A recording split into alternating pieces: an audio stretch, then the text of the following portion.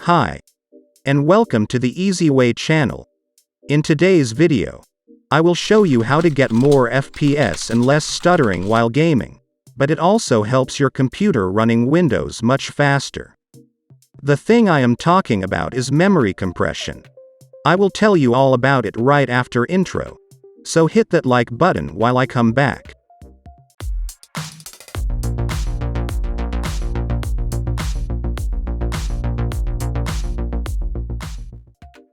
First, let's check, do you have memory compression enabled? Right-click on Start, and select Search. Type PowerShell, and then right-click up here on Windows PowerShell, and select Run as Admin. On this user account control window, click Yes. This window will open, and to check memory compression, you will type get -mmagent, and then press Enter on your keyboard. Here, you will see memory compression, and on the right side, it will say True or False. True means that you have memory compression enabled, while false means it is disabled.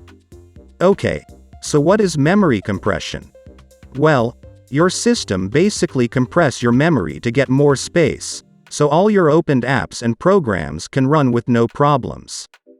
While it can be good for some PC configurations, it also have negative side. Your system have all that work to do, to compress that memory all the time, and that take precious resources when your CPU need decompress it, and it can cause more stutters, and less FPS while you playing games. So if you have 16 GB of RAM, or more, and you play games on your PC, in most cases, disabling memory compression will help you get more FPS and less stuttering. Even if you don't play games, it will help your Windows to run faster. But there is an exception, and you can't apply this to all users that have 16 GB of RAM. It also depends how you use your Windows. If you have bunch of apps opened at the same time while you playing the game, if you streaming with 2 or 3 monitors connected to your PC, and there are a lot of stuff going on your PC, and you don't have like unlimited RAM, then leave memory compression on True. If you play game while have only 1, 2 apps opened, like Discord to talk with friends, and stuff like that, for 95% of people that have 16 or more gigabytes of RAM, I suggest to turn off memory compression. So, to turn it off, type disable -mmagent space -mc, and then press Enter.